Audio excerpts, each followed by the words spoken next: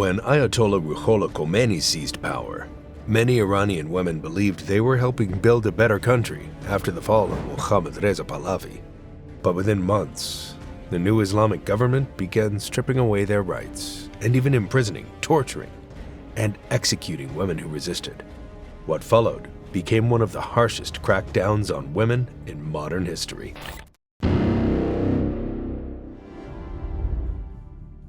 Decades before Ayatollah's rule, Iran was ruled by Mohammad Reza Pahlavi, the last Shah of Iran. He came into power in 1941 after his father, Reza Shah, was forced to abdicate during World War II. For nearly 4 decades, Mohammad Reza Pahlavi ruled Iran as a powerful monarch who controlled the army, the economy, and the political system. His government was often criticized for censorship, political repression, and the brutal actions of the secret police, known as Savak. But at the same time, his rule pushed major social reforms that changed everyday life, especially for women. A turning point came in 1963 when the Shah launched a nationwide reform called the White Revolution. This program was meant to modernize Iran and strengthen the monarchy. It included land redistribution, literacy programs, new education policies, and efforts to industrialize the country. One of the most controversial parts of these reforms involved women. In 1963, Iranian women were officially granted the right to vote in national elections. For conservative religious leaders, this was shocking, because traditional interpretations of society had always placed women mostly inside the home. But the Shah's government pushed forward anyway. During the 1960s and 70s, education expanded quickly across Iran. Universities in cities like Tehran, Isfahan, and Shiraz opened their doors to far more female students than ever before. By the mid-1970s, women made up roughly 30% of university students in the country, which was a huge change compared to earlier decades. Women entered professions that had once been closed to them. Hospitals began training female doctors and nurses. Newspapers hired female journalists. And schools produced thousands of female teachers. Some women even reached the legal profession and served as judges in Iranian courts. Another major change came with the introduction of the Family Protection Law. This law was passed in 1967 and later strengthened again in 1975. It tried to reshape family law in a way that gave women more protection inside marriage. Under this system, a man could no longer simply divorce his wife whenever he wanted. Divorce cases had to go through courts, and judges could decide custody of children. The law also made it harder for men to take multiple wives because they needed court approval and proof they could treat wives equally. These changes were small steps by global standards, but in the context of Iran's legal system, they represented a major shift. By the late 1970s, urban Iranian society looked very different from earlier generations. In wealthy areas of Tehran, women worked in offices, universities, television stations, and hospitals. Iranian television showed female presenters and actresses.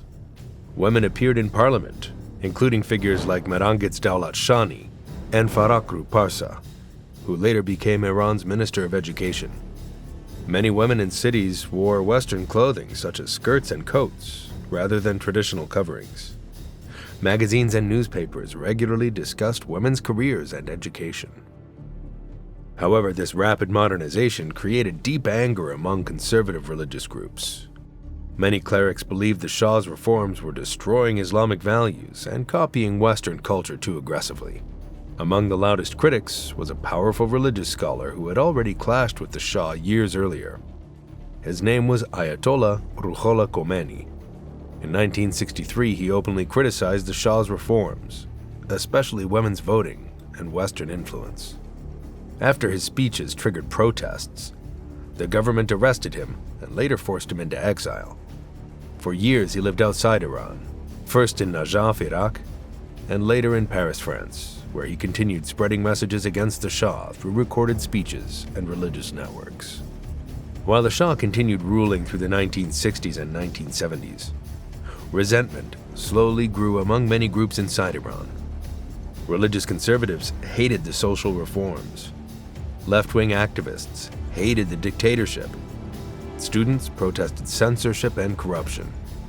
By the late 1970s, protests were spreading across the country, and the monarchy was losing control. What most people didn't fully realize at the time was that if the Shah fell, the next government might reverse many of the freedoms women had gained. The man waiting to take power was still in exile, but millions of people were already listening to his words. On February 1st, 1979, a plane carrying Ruhollah Khomeini landed at the airport in Tehran. After 15 years in exile, he was finally back in Iran. Just 2 weeks earlier, Mohammad Reza Pahlavi had fled the country on January 16th, leaving the monarchy collapsing behind him. Millions of Iranians poured into the streets to welcome Khomeini. Some estimates say nearly 5 million people gathered in Tehran that day, making it one of the largest political crowds in modern history. Only 10 days after his return, the monarchy officially collapsed during the Iranian Revolution. Military units stopped supporting the Shah's government, and revolutionary forces took control of key institutions. Khomeini quickly emerged as the central leader of the new Islamic Republic. At first, many women supported the revolution just as strongly as men, but within weeks, warning signs began appearing.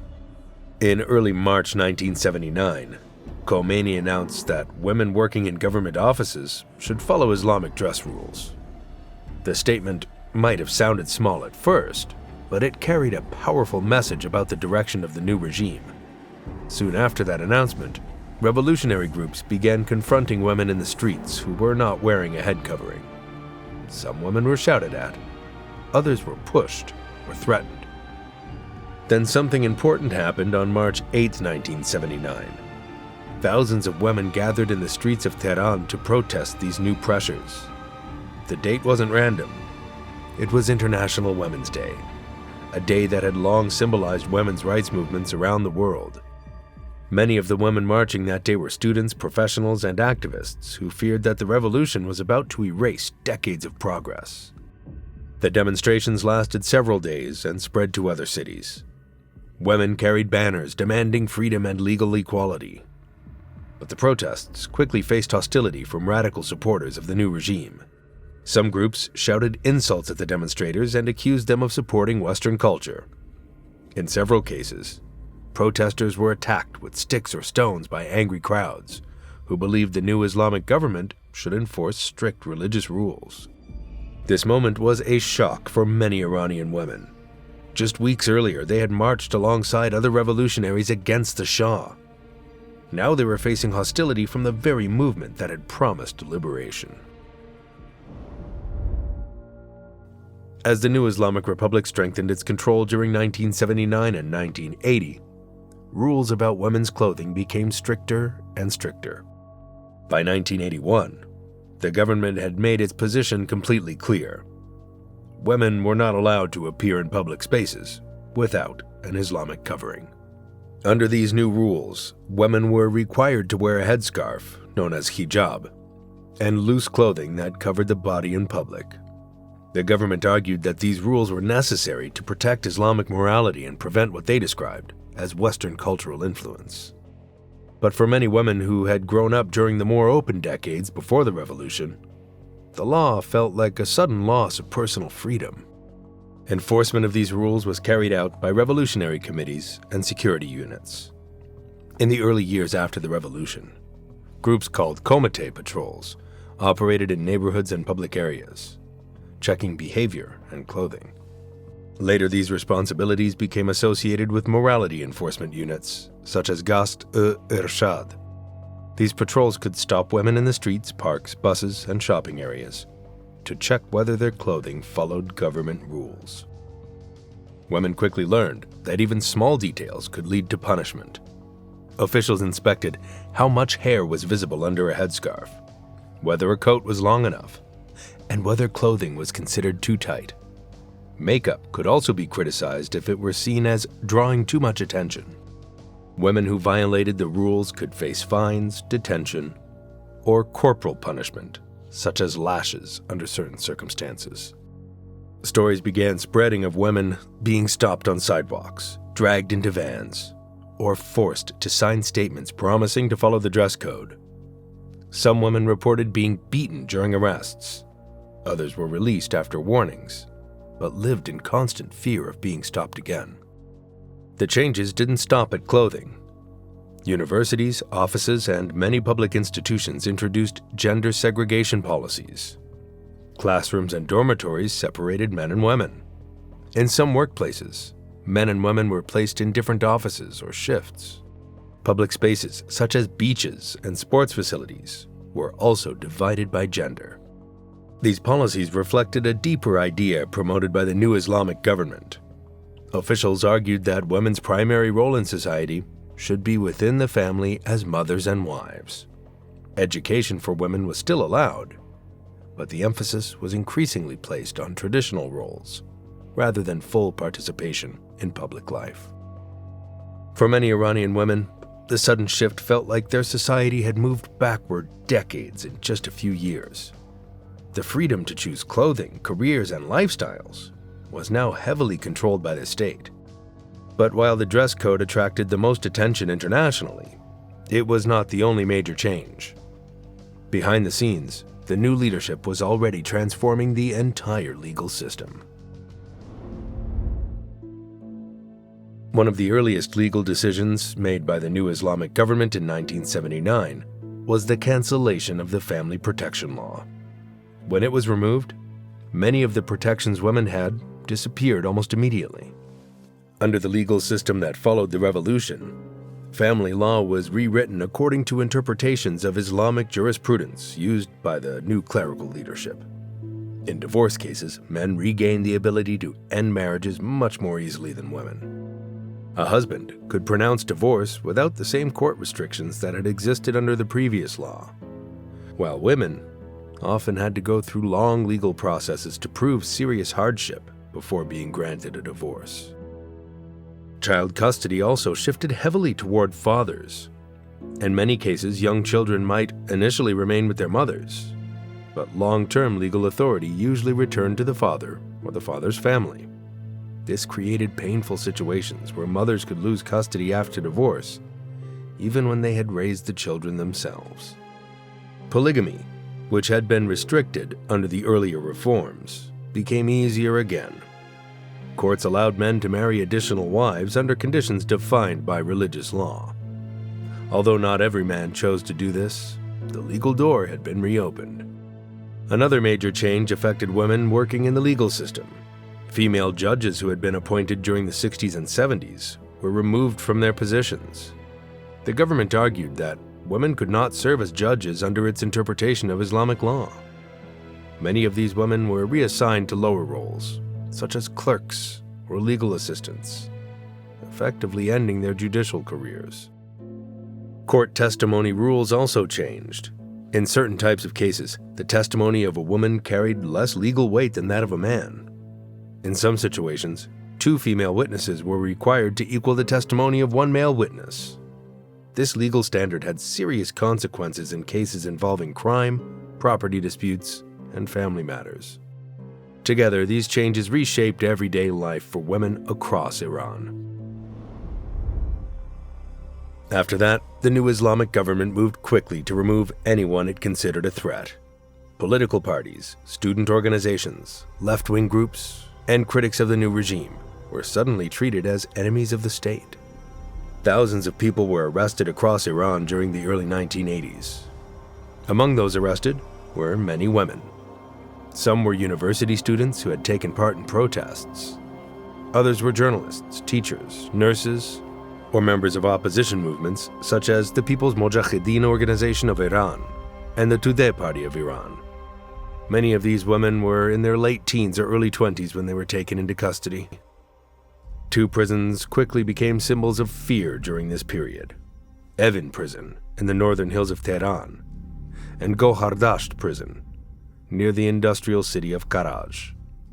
Evin Prison had actually been built during the rule of Mohammad Reza Pahlavi in the 1970s to hold political prisoners of the Shah's government. After the revolution, the new regime took control of the same facility and used it to imprison thousands of its own opponents. Gohardasht Prison, also known as Rajai Shahar Prison, became another major detention center for political prisoners during the early years of the Islamic Republic.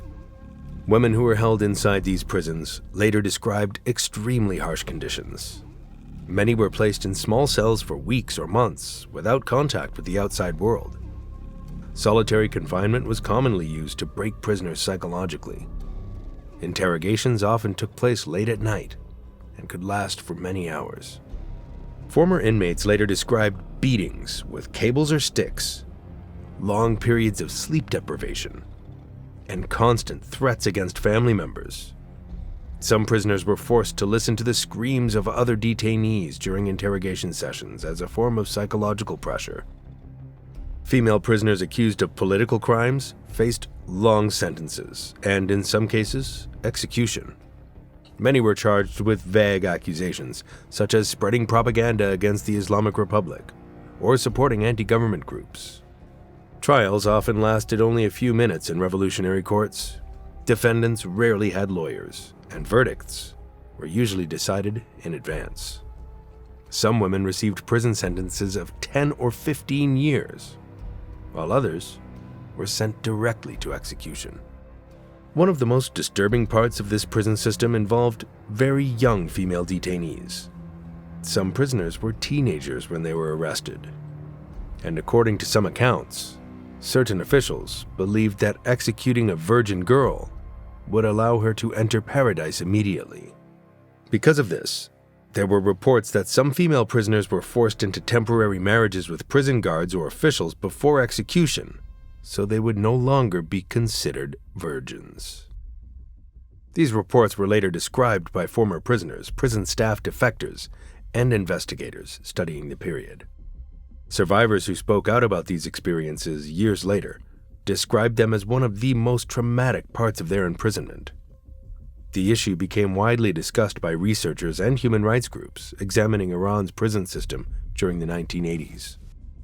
With every individual account varied, the overall picture that emerged from testimonies was clear. Female political prisoners were placed inside a system designed to break their bodies, their beliefs, and their sense of identity. Interrogations, isolation, and fear were used as tools of control. And even after years of arrests, torture, and executions during the early 1980s, something even more shocking was still ahead. In the summer of 1988, Iran carried out a series of executions that remain one of the darkest chapters in the country's modern history.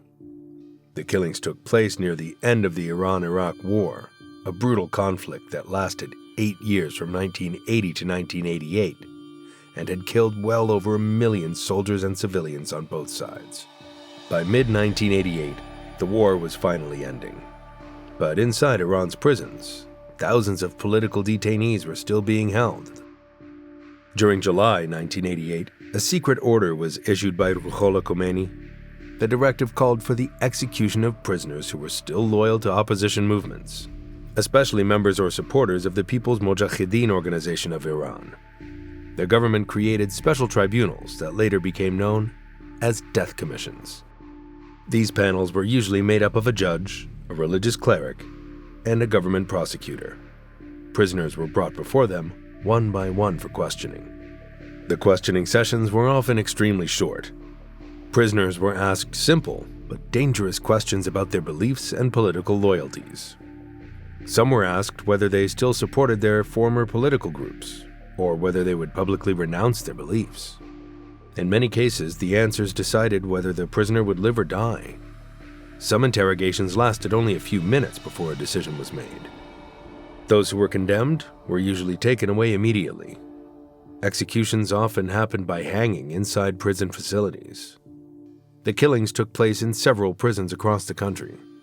Prisoners were sometimes executed in groups during the night, and the bodies were transported away before sunrise.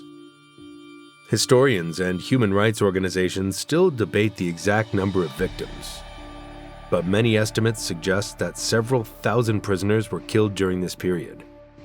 Among them were many women who had already spent years in prison for political activities. Some had originally been arrested as teenagers in the early 1980s.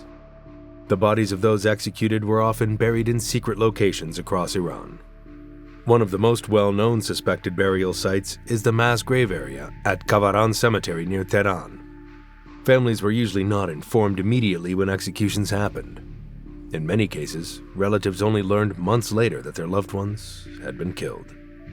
Even then, they were rarely told where the bodies were buried. Parents and relatives sometimes received only a small bag containing personal belongings and a short statement saying that the prisoner had been executed. Many families were also warned not to hold public mourning ceremonies. But even during the most restrictive years of the 1980s, Iranian women continued finding ways to challenge the system around them. Resistance did not always appear in dramatic protests or public speeches. Often it happened quietly through education, writing, and everyday acts of independence. Universities remained one of the places where women continued to pursue opportunities. Some women also worked through journalism and publishing, carefully discussing social problems and legal inequalities. Others joined underground political groups that opposed the government. Human rights activists also began documenting the abuses that had taken place in prisons during the early years of the Islamic Republic. Lawyers, writers, and former prisoners slowly gathered evidence about executions, torture, and forced confessions. Their work helped bring international attention to events that had been hidden for years. By the late 1980s, Ruhollah Khomeini was an elderly leader whose health was deteriorating rapidly. And on June 3, 1989, he died in Tehran at the age of 86. News of his death spread quickly across the country. Millions of people traveled to the capital to attend the funeral ceremony. The gathering became one of the largest funerals ever recorded, with crowds estimated in the millions surrounding the burial site. For supporters of the Islamic Republic, Khomeini was remembered as the leader who overthrew the monarchy and created a new religious political system. But for many critics, especially families of political prisoners and women who had lost rights under the new laws, his legacy looked very different.